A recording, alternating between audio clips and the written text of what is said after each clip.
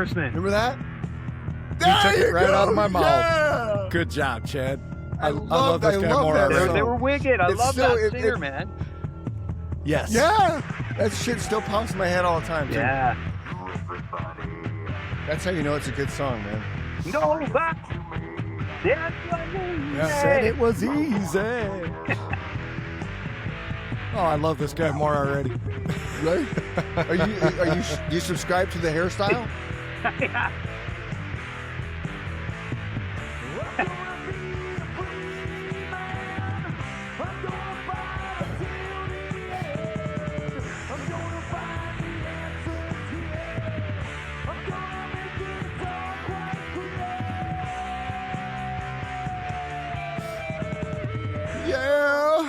Yeah. Yeah. Welcome, Chad. Well, Hey. welcome, Chad. Hey, welcome to the Chris and Mike Show. He's Mike. I'm Chris, and a portion of the show is brought to you by Riverside FM, the one and only choice for your podcast platforms. Remember, we're live on Twitch, YouTube, and now streaming directly on our website at thechrisandmikeshow.com. And look, Sergeant Dunham just chimed in. What up? Hello, what up, son. Marine? Thanks for chiming in. Sergeant Dunham is my son, Chad. Just so you know, he's I love it. He's a United States Marine. Thank you for your service. Hoorah! Absolutely. Yeah, Thank you for your service, brother. Yeah, I was gonna say you could see if I adjust accordingly. Nice. Love it.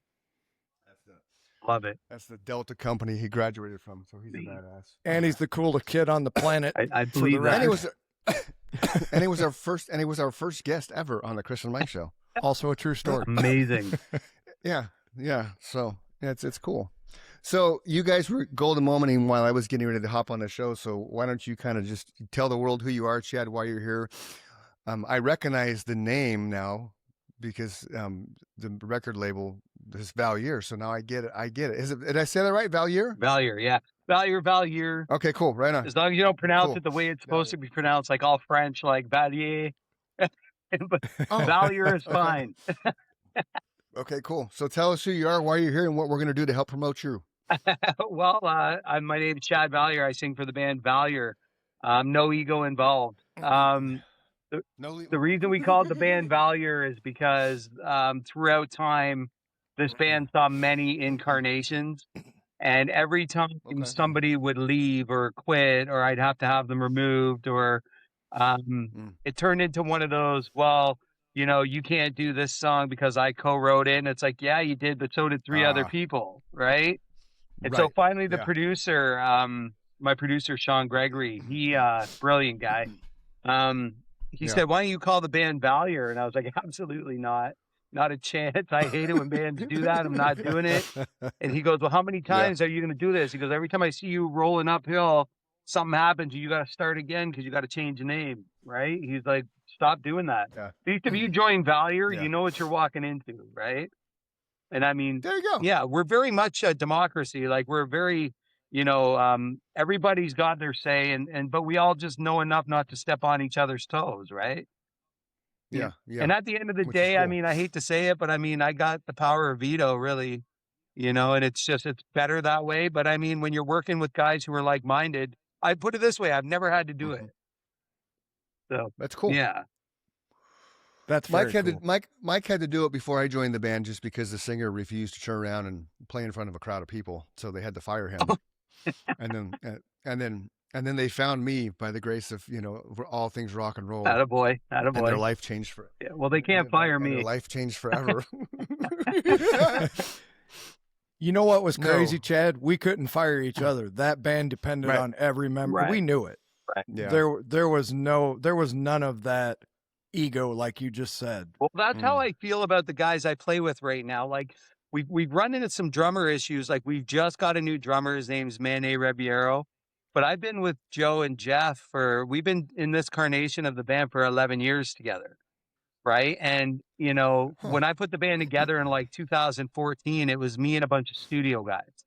I was having guys come in and writing with me, and my producer writes. So we were doing all this stuff. And Revolution Fear, the first album we put out, was basically like, it started out as a skeleton put together by me and some studio guys. And then when I brought Joe and Jeff in, I've known Joe since I was 10 years old. Our sisters were friends, right?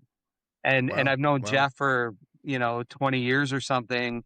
And Jeff's kind of been in and out of different incarnations, but Jeff he didn't leave for any bad reasons. Just sometimes life would come up or like priorities, and he'd just be like, dude, I can't do this. And I have to find another guy. But then whenever he was free again, I'd pull him back because, you know, like, I don't think any of us are like these phenomenal, like dream theater type musicians, but whatever it is we do together, we do it really well, you know? Yes. Right. And the thing is with me and Joe and Jeff is it's like, because we've been together so long, we speak the exact same language, you know, and we're not afraid to go, that sucks.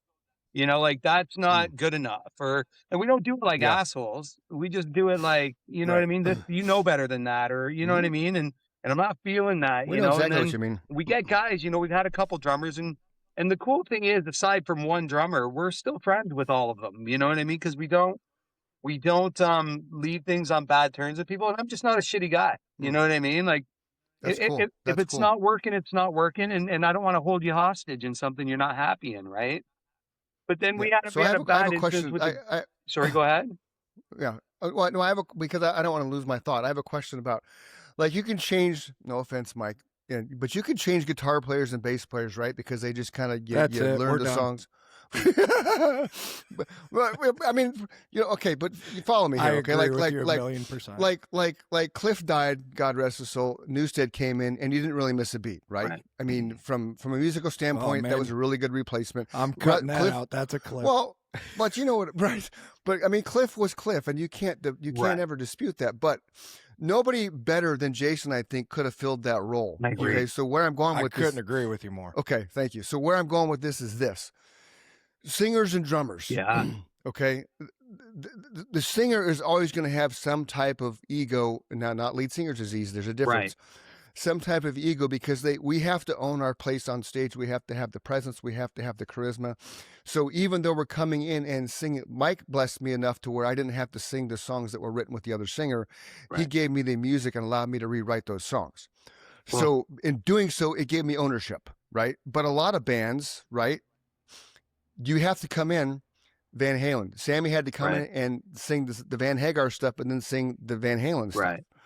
So I've never been in a band where you had to replace a drummer. So which is where I'm going with this. When you have to replace a drummer, how hard is that? Because the drummer is such a major backbone of a band. Well, for us, it became very almost the Black Crowes.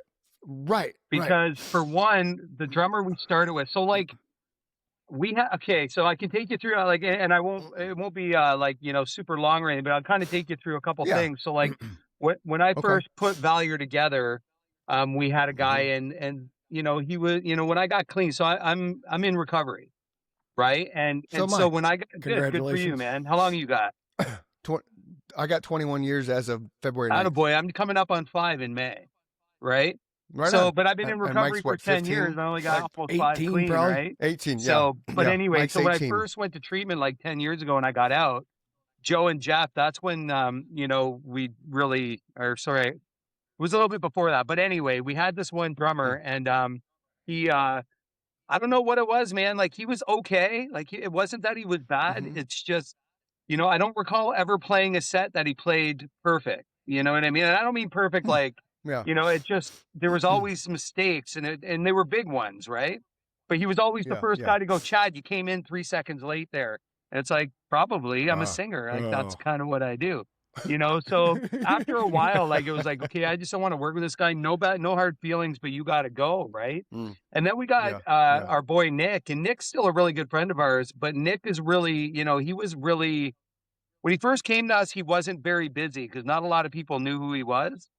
And then the more he played with us for like 5 or 6 years. And the better he got, and he got really good, like really good.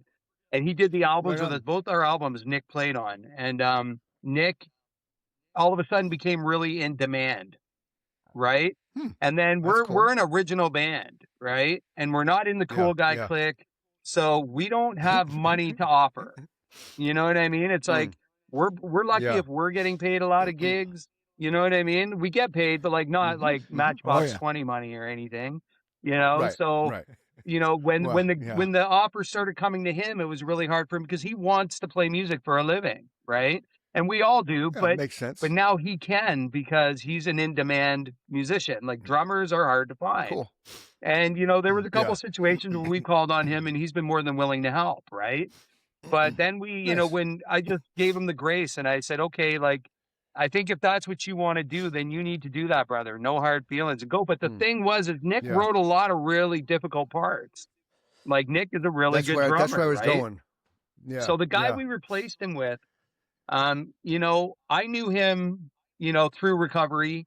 And, when he first came around, like I would say Nick would be on par with someone like, I don't want to say Mike Portnoy but like the same kind of style, you know what I mean? Like very technical, a lot of fills, a lot of stuff going on.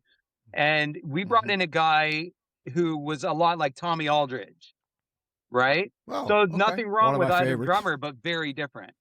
No. So watching him come in and try to play a style and like, so we gave him the freedom to kind of do it his way, providing it starts and ends in the right spots. You know what I mean? But when that happened, the ego with this guy just off the train. Like I was just like, what is up with this guy, man? And like the level of toxicity and negativity this guy brought, like the first few months, couldn't ask for a better guy. And as soon as he got comfortable, man, and I knew this guy for a while, like he just, I don't know, like what he thought, like he wanted to come in and kind of run the band or something. And I was just like, and then he, I missed a rehearsal one time because I was sick and they rehearsed without me. And he went to the guys. He just told them basically like I was a piece of shit and we need to do it. Yeah. I was just like, oh. So, and he thought like, I don't know, he thought these guys I've known for 20 and 40 years. Like, have you checked the name of the band? Well, and I said that to him, right? And here's the thing. And I never let spirituality or politics affect my friendship with somebody. Like, I don't care who you vote for. I don't care who you pray to, right? I will decide where you fit in my world, right? That's how that works. Yeah. And I don't want to talk about the United States' shitty government. I could care less about it, right? I know it affects me. I know all that stuff. But if a Canadian is sitting here and all he talks about is Donald Trump, then there's a problem, right? And it's like, I don't want to talk about your shitty government. We have our shitty government. Right? Because here's the thing. We're not changing each other's governments. Well, and so if all we do is consume our thoughts and want to argue about it, you got to step back and just let the governments do what they do because we're nobody. Well, we're these tiny little at what point fishes, have you ever this seen giant pond? Yeah, at what point have you ever seen a conservative and a liberal sit down and go, "Wow, thank you for changing my mind." Like, it's just like, what? Like here's something I saw the other day. You remember who Jesse the Body Ventura was from wrestling? Of course. Okay. Yeah. And then he was the governor of Minnesota, I think. Yeah. Yep. So he had this perfect thing. I saw it popped up on a reel. You take away the parties and just put the names. Yeah. Donald Trump, Kamala Harris, that's it. And then guess what? It puts ownership on you, the voter, to find out who these people are because you don't have the party associated with them. So therefore, you don't know who's Democrat and who's Republican. You have to focus on the person that's running. Yeah. I thought that was brilliant. It is 100%. And it's like, sorry, go ahead, Mike. The three of us just kind of said what people need to do. We're doing it right now. Yeah. You're talking to people one-on-one, right? Let's solve these problems one-on-one as people. We're not going to attack an entire government, and the government's not going to attack us individually. They're going to chip away at the stone, right? We need to do the same thing from the bottom up. Right. And I get tired. Like I'm slowly becoming sort of like, because like I was in active addiction for so many years that my only concern was getting on stage and singing and finding the next fix. So when I got clean, well, part of singing anyway. Right. So when I got clean, the hard part for me was realizing the state of the world. Right. Yeah. And it's like, then I start going down these rabbit holes and it's like, and then people want to talk about things. And again, nobody wants to talk to work things out. People want to talk to tell you you're wrong. Right. So it's like, great. It's like my leader did this, but your leader did this, but he was only here this many times, but mine was here this many times. And it's okay that he did this because he did it for this, and it's like, where are you getting your information from? You know what I mean? What did and that I ever get really solve? Exhausted with one-sided, exactly. It's how many problems have been solved in those conversations? I've never I couldn't even imagine 0.0. Because it's rhetoric, right? And at the end of the day, if you think that either side is anything, then you okay, You know what I mean? Like, you think the government is getting up in the morning going, what is in the best interest of the people? Here's what I've been saying a lot lately, Chad. I don't think there's anything going on like that. Just, and I mean, I'm not red, I'm not if blue. If you want to just bitch at me, like, I've been saying this a lot lately. If you just want to bitch at me, I'll listen. Yeah. But if you actually want to hear the truth, then you need to shut up and I'll tell you what it is. Or I'll say, I don't know, you know, and we'll move on from there. But the difference between me and most people is you just said it. They want to tell you how you're wrong. Right. And you're not going to, because it's like, if you can hate everything about anybody, then I think you're probably the problem. Right? Because I'll tell you this, man, even Hitler had a dog. Right? Like, you know what I'm saying? So it's like, if you can't find one good thing about anybody, then I really think that there's some work you have to do, man. Because it's like I said, I mean, I don't like the state of the world right now. I'm terrified, you know? And the only thing that saves me is the fact that I know that this is all temporary in the big picture, right? Like, I know my life is going to far surpass the earthly level. You know what I mean? So I'm not, you know, I hate the thought of the world going on without me. I gotta be honest. Well, everybody does, I think, to some level. But see, here's the thing, though. I could care less what the world is right now because it doesn't affect my day-to-day life. Right. The world is the world. I just live in it. So all this being said, we got so far off topic. Yeah. Because we're talking about music, not politics. Right. Thank you. So we're gonna go back to. All he wanted to do was talk about politics, and he wanted to argue with me and fight with me, and then finally we were just like, the level of toxicity I saw with this dude. I just was like, I can't do this with you anymore, because I try to work with people's behavior, because that's kind of what my job is. I'm in social work outside of music, right? So my job is to understand people, right? When I've seen a level of toxicity, like I remember the last thing I said to him was, I want to work with you on this, but I've never seen this before. I don't know what this is. So you got to go. Right. And, you know, it wasn't pretty. And he's the only guy that we've parted ways with in any bad way.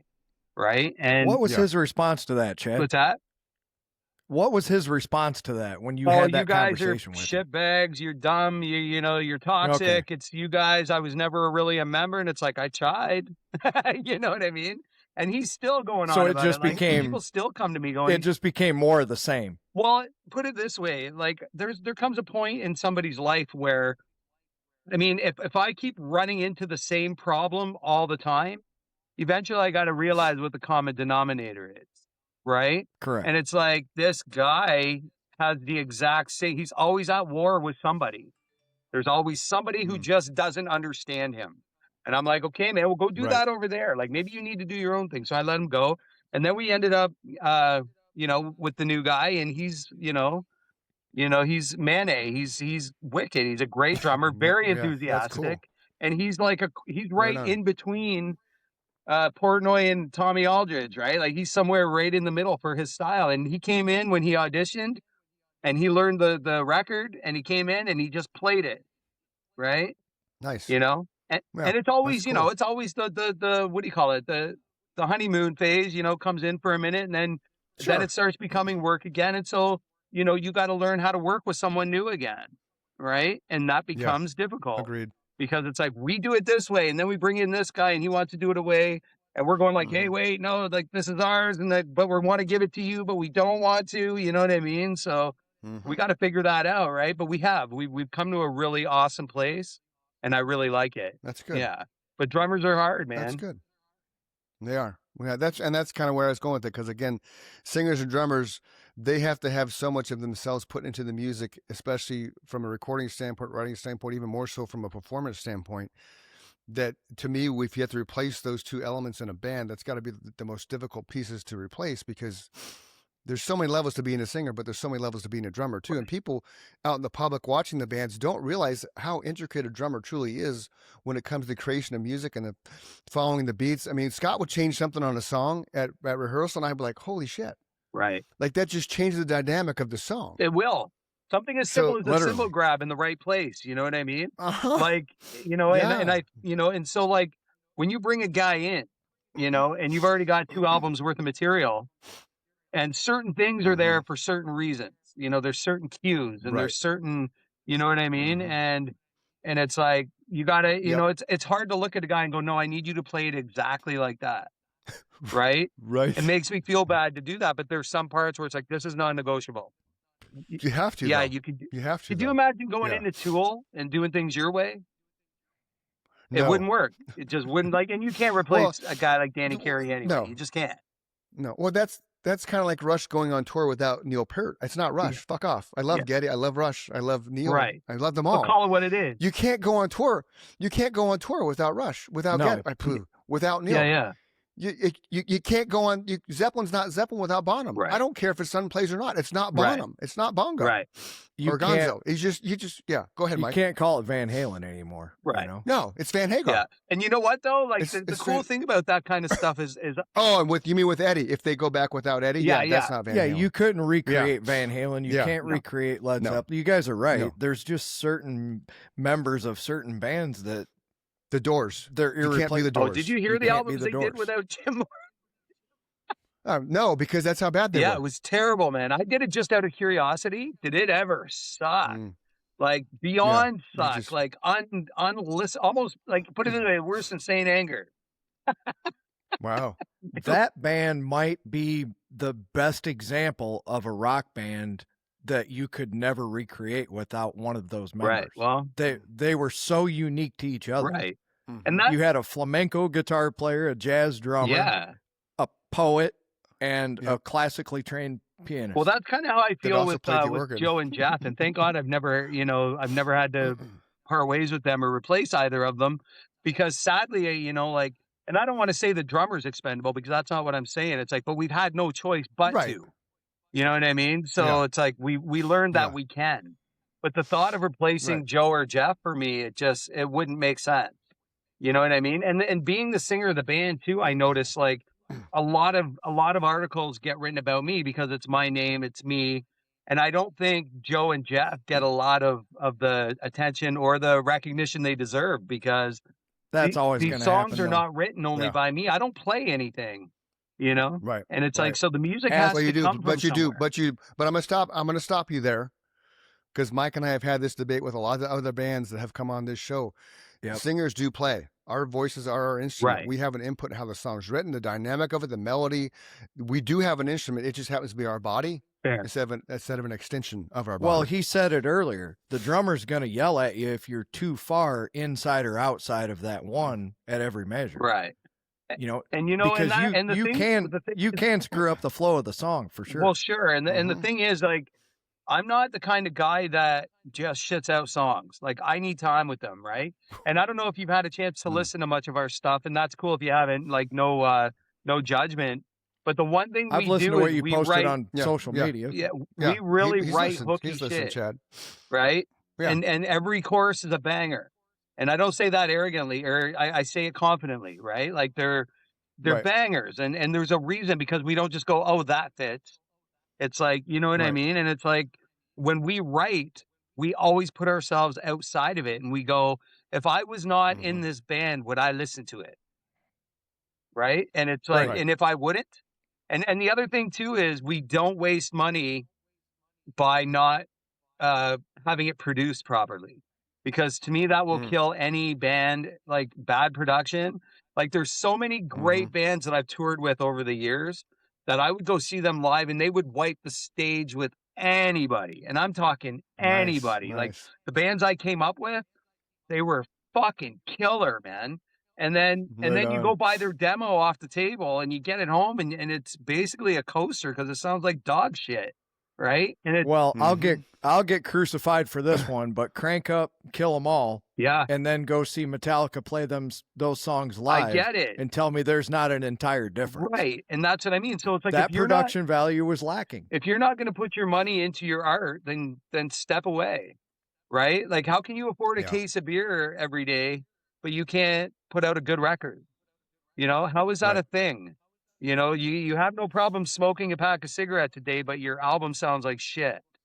You drink coffee every day on your way to work. You grab your Starbucks or your Tim Hortons or whatever it is. Yep. That's, $3 to $5, a couple times a day. You can't put that in your mixing and mastering. You know what I mean? Like, well, let's just first talk about the fact, why is a musician buying coffee from Starbucks? Okay, you should be going to Circle K and buying $1 coffee, because you have to have the struggle. It's the story when Metallica was in the studio sitting against the wall with nothing to eat but bologna and mustard on their hand. Okay, hand that's sandwiches. that is rock and roll. Starbucks is not rock and roll. So if you're a musician and you haven't made it yet, and you're going to Starbucks every day, I'm sorry, you're not a musician. Right. No, You're you've a already wannabe. made it. No, if you've made it, Right. you're getting Starbucks. If you haven't made it, you're buying Circle K coffee and you have bologna's for lunch. Okay? I'm just saying. Fair enough. Just saying. And that's what I mean, right? Everybody's got to struggle to get to where they want to be, and that struggle is part of the journey to get to the top. And now with the labels, like it's a long way. Right. And there's, if you want to rock and roll.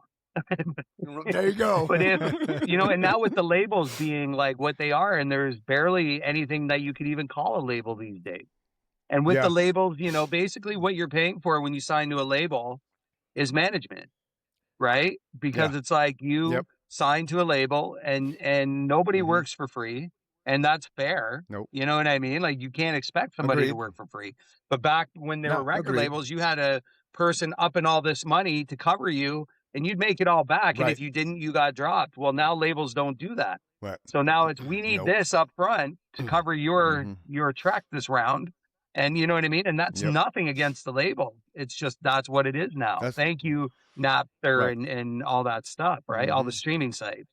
Yep. People didn't understand why Napster was, why Metallica was fighting with Napster. And I'll tell you, I'm a huge Deftones fan. I love Deftones, right? And their first two albums together, and their second album is one of my favorite albums of all time, Around the Fur.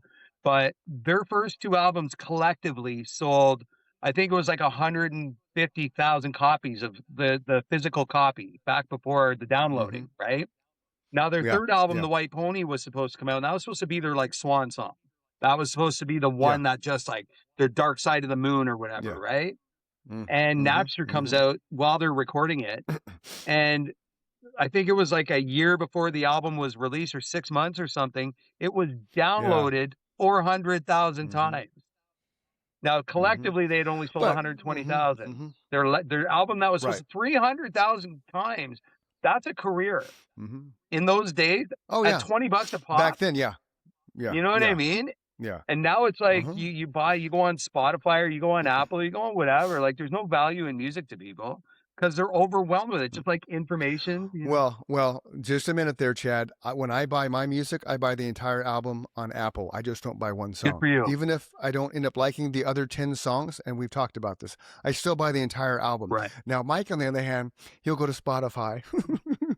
My son goes to Spotify, and I explain to my son, dude, you got to go to Apple. Go buy the whole album. And I use the Snoop Dogg example. I already bought most of those albums once already, in my defense. Well, I know. Yeah, me too. I mean, I bought from cassette to CD. I mean, all the way up, I've done it. But still, that's the thing. And to touch on your Napster thing, because Mike and I have had a conversation about this forever and ever and ever and ever. The reason my Metallica is because they were bootlegged to death. Right. Nobody would play their music on the radio. So there's two ways to look at what Lars did. Now looking back on it, what he did was fucking all hands on deck champion for the music industry. Right. But they wouldn't be Metallica without being bootlegged to death. Right. No, because nobody played them. The problem is nobody was listening to him at the time when he said, correct, I'm not fighting for my band. My band is already established. My band will be just fine. Yeah. I'm fighting for the person that he's fighting for Chris and Mike and Chad, the musicians that nobody knows right now. Right. Because this was way before social media too. Yeah, that's the other thing that people don't put into perspective, is this is still in the days of CDs and bands going out and flyering Hollywood and Phoenix and just like we did. We didn't have a website to post to. It was a very, what do they call that? It was a very romantic time to be in the music business. Because there was still that air of mystery about it, right? Yeah, we've talked about that too. When you go see a band for the first time before MTV even came out, the lights go down and the music starts and the chills and the lights come up because you see your musical icons for the first time alive, and it's like, holy shit, they're real. Right. That's what they look like. That's what the guitars look like. That's what the stage looks like. It was like, Christmas morning. You're opening up the present you always wanted. There they are. Right. MTV took that visualization away. Well, right. The other thing, but it also built empires of musicians and bands because of it. Well, and the other thing too is it's like, I remember when I was in high school, I knew maybe 3 guys that were in a band. right? Yeah. And that was you. I don't think There was a time when it required you to learn how to play your instrument, right? And so like then all of a sudden everybody put on their grandpa's sweater and went down in their basement and learned 3 chords. And that's, you know what I mean? And then they became these grunge legends. And I'm going like, and I'm going to these clubs and I'm seeing these people that look like they just got off work. And don't get me wrong, we got some great music out of that. Like, I mean, you got Alice in Chains, you got Soundgarden, you know, there's the rest I really didn't care about. You know what I mean? But as far as that goes, it's like when everybody all of a sudden, like, here's the thing, you can have Pro Tools in your living room, but you can also have Photoshop in your on your computer. But, you know, that doesn't mean that you take great pictures, you know, and even if, you know, you still have to know how to use the program. So if you're just shitting out this music and running it through Pro Tools thinking you're doing good, you got to know how to catch those moments, right? You got to catch that right curve. You got to catch, you know, just like the picture. You can edit it all to shit. Yeah. But it, you know, unless you caught that moment where the, you know, the little butterfly is landing directly on the flower at that perfect moment, that picture doesn't mean anything, you know? Nope. Like listen to Slave to the Grind by Skid Row. Okay, well, I want to talk about Valyear. Okay, we've had this going. We've gone in all these political directions, man. I need to be the drummer and put you in check, Chad. Right. Relax. Okay, we got a half an hour left, and I want to promote your band, where you've been, where you're going, what you have coming up in 2026, where people can find your music, all the things, because that's why you're here. You're talking to 2 musicians that are all about helping other musicians like yourself branch out. Obviously, I'm assuming you're from Canada because you've used words like bangers, which is awesome. We love Canadians. So you had to feel my love for the Rush thing. Like you're not on tour as Rush anymore, so stop it. Before I want a real quick answer, yes or no. Are you excited about Triumph going back out on the road? I am. Okay, because I'm not. They're too old, man. You can't do the songs justice. Yeah, I think it's just I've seen clips. I know, but I've seen clips of it. Don't tarnish the legacy, man. Don't tarnish the legacy. Yeah. Like I love Triumph. I have them in my playlist. I love everything they did. But it's like, dude, just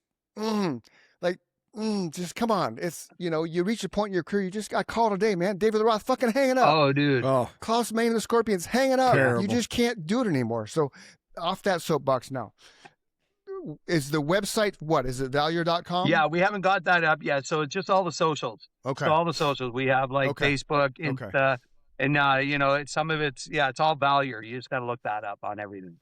Okay, so I'm gonna tell you right now, get your website. The reason why Mike built our website over Christmas and the amount of growth we've achieved online presence-wise is phenomenal. Cool. Well, we got our graphics guys doing our website right now. So. Yeah, and make sure on the website, which you probably know, but we've had a lot of bands on here that don't have websites. Like you got to have your booking dates, you got to have merch, you got the ones that have it.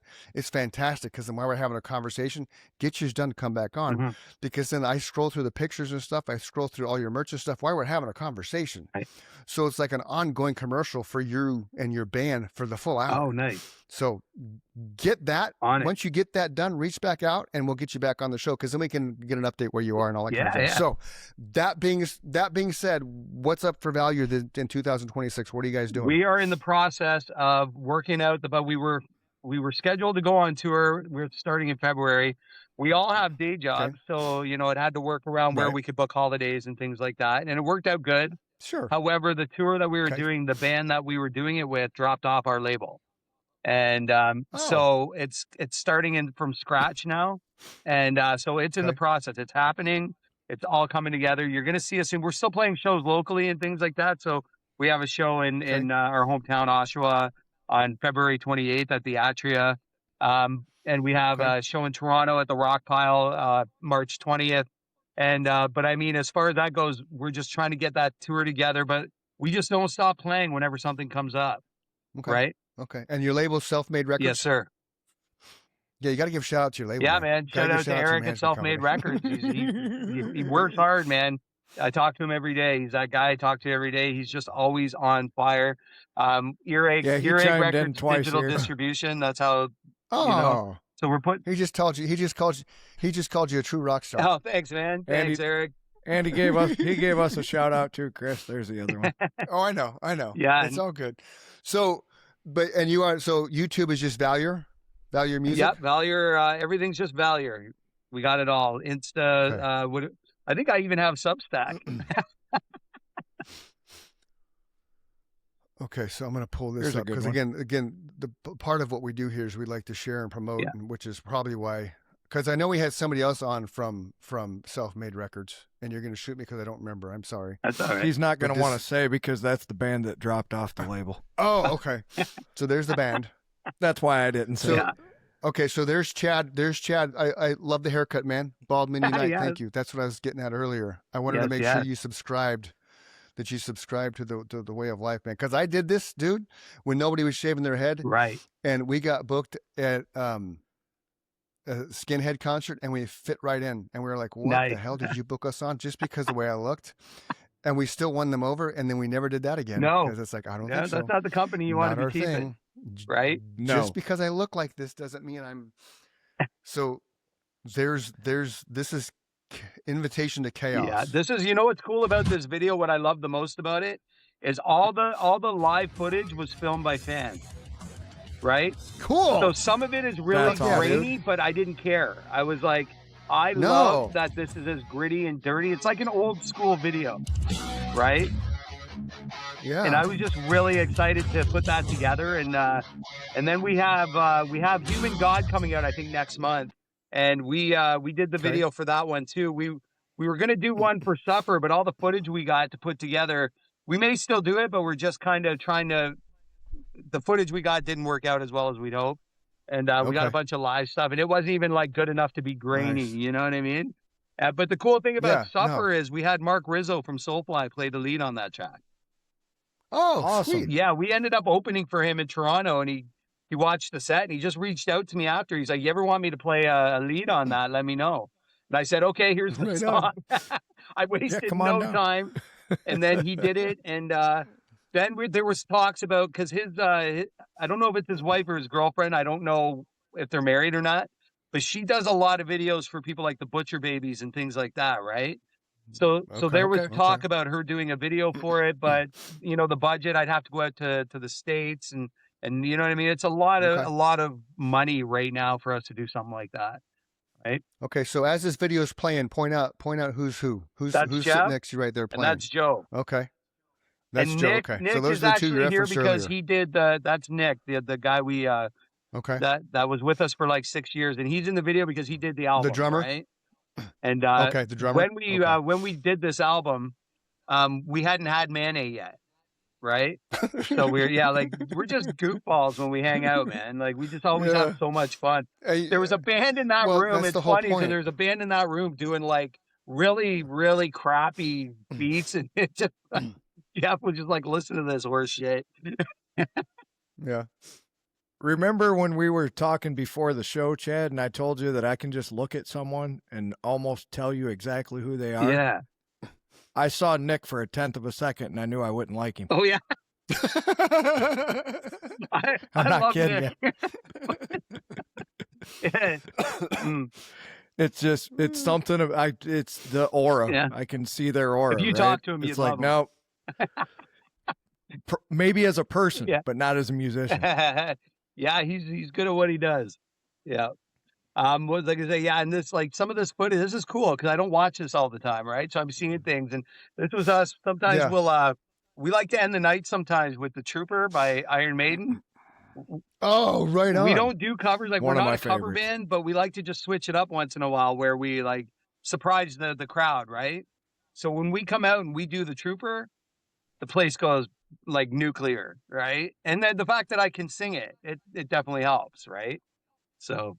Yeah, you got to nail that one for sure. Yeah. And we do, sometimes we'll do Cochise as well. Oh, that's a good one too. And we do that really well. I love that riff. The one thing about us, man, even if you hate us, like if you didn't like us at all, you can't deny that we're good at what we do. Right? Yeah. Yeah, this is a cool video. It is, man. I really like it a lot. But yeah. Very well edited. And there's sorry, my wife texts me. There's I have to respond to my wife. Yeah, we don't stop up there, man. We don't stop.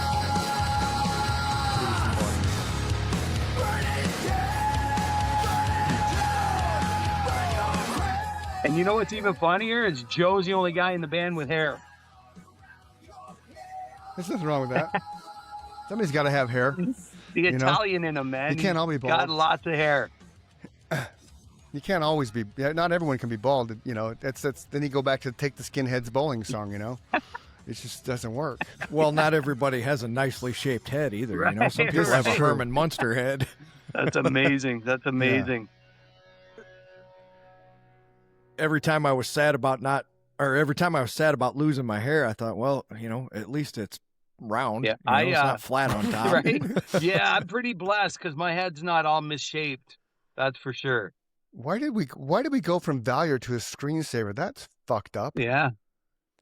Did you see that? I went from Valyear to a screensaver. Like, how does that happen? Right. That's the dumbest thing ever. I thought it would have taken us to your next video, man. You'd hope so, right? So dumb. So dumb. We got some stuff from before up there. We got Beneath the Machine and Fall Too Far. Fall Too Far is a funny video because I recorded that before I got my license back. And the whole video is me driving around my hometown. We're driving around and like I'm passing, and the one spot we had to keep going by was the police station. Oh, fun! I'm like, of course. Cameras all hooked up to the van, like we're meat bags, man. That's funny. Hold on, we're gonna bring that one up. Oh my God, commercials, really? Yeah. No, I don't. There you go. There I am, just breaking the law. There you go. Well, come on. There it is. I like the logo. Logo's cool. Yeah, The we logo have is like very cool. we try to change it up every album. Really? Yeah, we have one that's all fire and it looks really cool. That's kind of our go-to. Yeah. But for every album, we try to switch it up a little bit. Right on. I like your voice, dude. Thanks, we bro. kind of have I the do same. We have the same tone. Cool. Like the song that we started the show. The song we start the show with. That's Mike and I. That's our band Nemesis. Well, To give you an idea. when you when we're done here, send me links to your music. I'd love to check it out. Well, see, that's the glorious thing about us. We were rocking before all the media and the digital age was there. Right. I think Mike can still send you some snippets of it, but Sure. we're part of the whole reason this podcast came to light is because I kept sending him songs. Right. Because I'm that guy that I can write a song in 3 minutes, and I hear when we got together, and I'd hear the music that he had written. Like, kid you not, it was 2 or 3 practices that I wrote. I replaced their entire catalog. Right. I mean, granted, I showed up with about 1,500 songs. I'm that guy. But yeah, we preempted that age. We were on the scene right before Creed was discovered, and I tell everybody we were kind of Creed before Creed was. Oh, Creed, you guys 'cause do that's that how kind I of stuff, wrote. eh?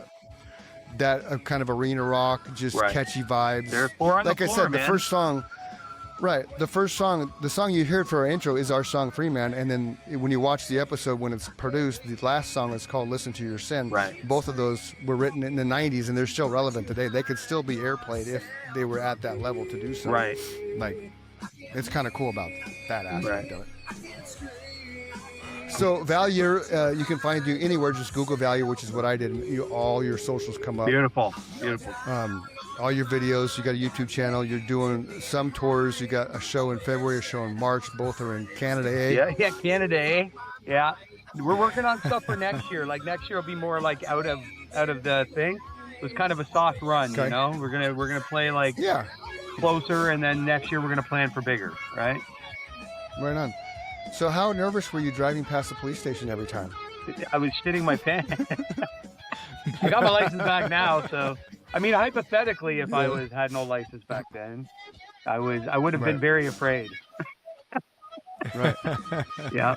I dig complain on the rocks because the water seems to be going super fast, but it's not really going super fast, is it? Dude, was it an effect? He's a soldier because when we were done, we did it in 2 days, right? So we did the skate park the one day, and at the end of the night, we were all done, and they got Jeff, and they're like, "Come on, we want to get a few scenes out." And so Jeff's out there freezing his ass off. It was cold, like October or something. It looks cold. And I was just like, "See ya, Love ya. Catch you later. I bounced. I was like, I'm going home where it's warm. See, there it is, boys and girls. That's the glory of being a musician. All your bandmates tell you to fuck off while you go stand in the cold and do B-roll for an hour or two. You see their faces when I pick up a piece of gear. See, I always helped gear. I always helped with gear. I wouldn't touch the drums for about 6 months because Scott would give me that look, but I always helped with gear. I was never that guy that sat on the curb and twiddling my thumbs like as they loaded in and loaded out. I only had one thing to bring, and it was this epic mic stand that was made out of my arm. I had my drummer, my very second band, my drummer was an art major at ASU. Nice. So he took this black resin. I'm trying to get a hold of him, give me a picture. And we molded my arm from my hand all the way to my shoulder. Right. So the mic stand fit perfectly to my mouth, and the mic was inside my hand. Right. If you can vision that. I'm standing like this. This is my hand and my arm, and it broke down the Morrison ties. It broke down in the raven's claw on the base of it. And I could put my foot between the raven's claws, and I could rock it back and forth on stage. It was a mic stand before anybody had mic stands. You think people that have mic stands now? Fuck you. I did it first. Well, what's the one? The guy from Five Finger Death Punch. His mic stand's epic. It doesn't matter. It doesn't matter. Mine was better, and I did it first. Okay? At least 15 or 18 If years I make my way out there, or you make your way out here, we're playing shows together. That's going to be a thing. Yeah. I shaved my head before anybody. Everybody's like, what the fuck are you doing? My bald cap ripped for a play. It would take 2 weeks to get it. I'm like, fuck it, I'll just shave my head. And it's kept since 93. And we look great. I showed up the band practice. Mike is like, right? And I showed up band practice, and they all looked at me like, what'd you do? Well, how are you going to sing without your hair? Well, I sing better. I sing better without my hair. First time I saw Pantera. Barefoot and bald, man. First time I saw Pantera, and he come out. I seen them opening for Skid Row, and he come out, and he had no hair. And I was like, how is he singing like that? I was just a kid. I'm like, he's got no hair, man. He's not cool. But he come out, and he said, dude, I've never seen anything like Pantera. But see, okay, but see, that's that magic moment that was taken away from media. Right. The first time you saw Pantera, you were just like, oh, life-changing. Right. That's what I'm saying. That's what's missing in the world today. No, yeah, and Mike and I've talked about this all the time. Everybody in this generation moving forward is never going to have that. They're never going to have that experience of standing in a Coliseum waiting for the band to come on they've never seen before. They just heard on the radio. Oh, man. I'm telling you. There they are. There was so many bands like that. You know who did that for me, too, was Mudvayne. Oh, sure. I walked out. They're from 60 miles from where I live. What the fuck is this? Right? And I was just like, and then boom, like I'd heard Dig, and Dig was like epic. And I'm like, there's no way they're that good live. Like, there's not a chance. And I was like, proven wrong. Yeah, it's amazing seeing a band live, especially even nowadays. I think if you see a band for the first time live, you're still going to have that moment of awe. But I think some of it's taken away because of all the social media, and you can see what they look like, and there's so many avenues to see them playing live and stuff. It kind of loses some of the mystique. As Prince was famous for, like, I don't want nobody can have a phone in my shows. Like, don't film me at all. So you can't find a lot of stuff. Right. Bootleg stuff of him live. Which is way better. Mike was right, because then you still have that element of, damn, that's the one I wish I would have seen live. Mike saw him live. Nice. So I'm super jealous about that. Yeah, so am I. And he has an amazing story about that, but we don't have enough time for that story. Yeah. Because we got to make sure we hit your thing. So merchandise and stuff. Where do people get you?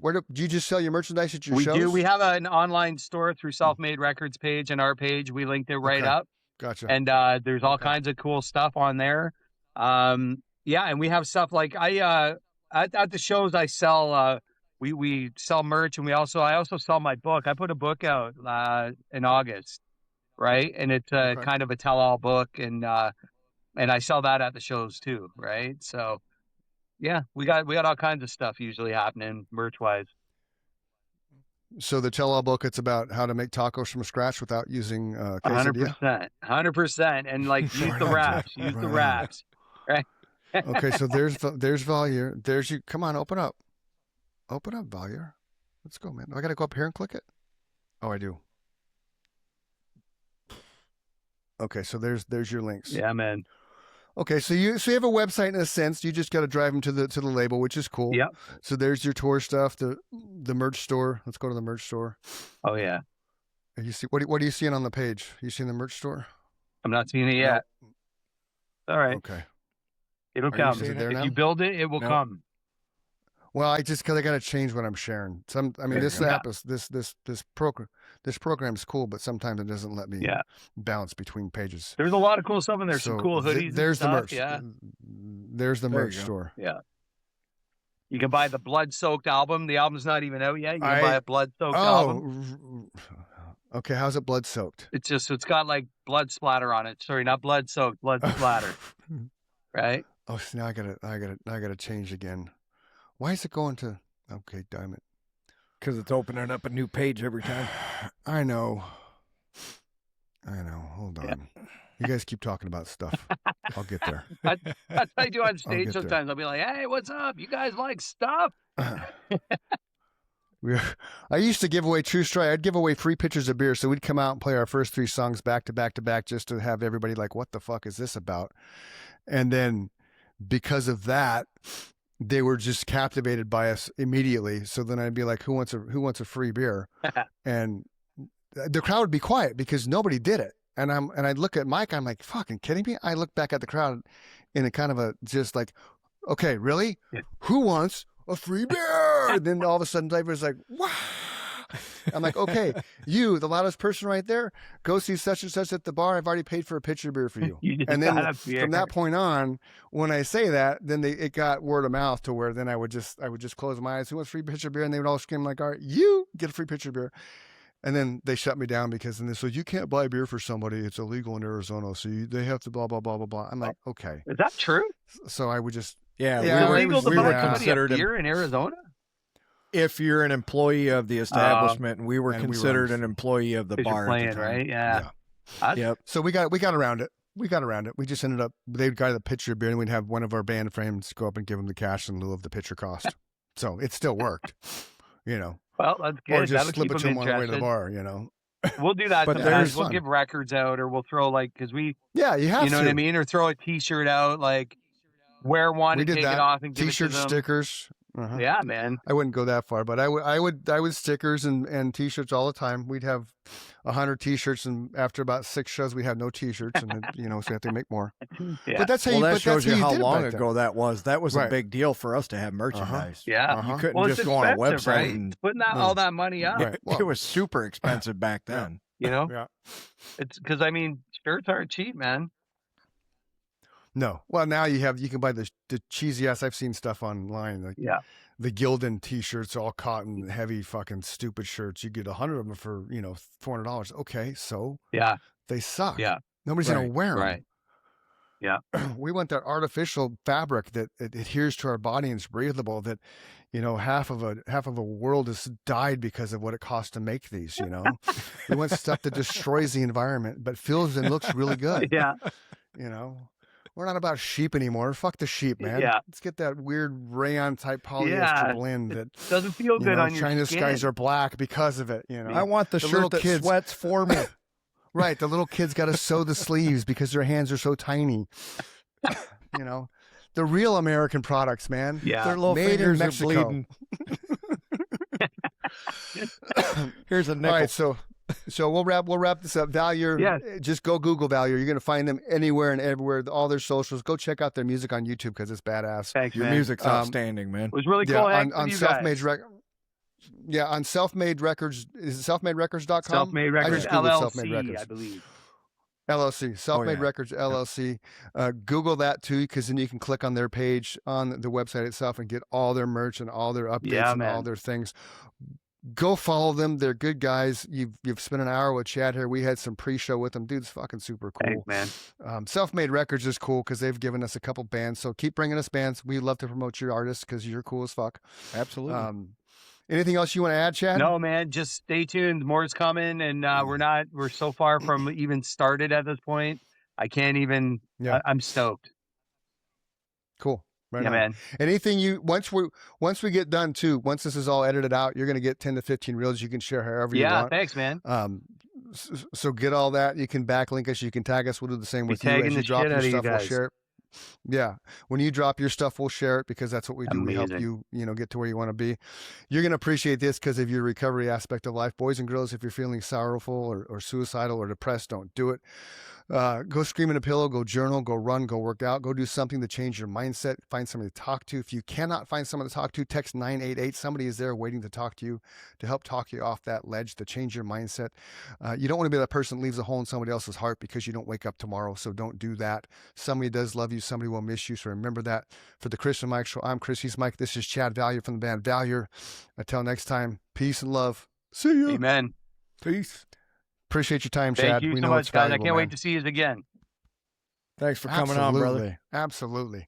Don't leave until Mike says you can leave. Yeah, I'm not leaving. You're stuck with me. You got to stop.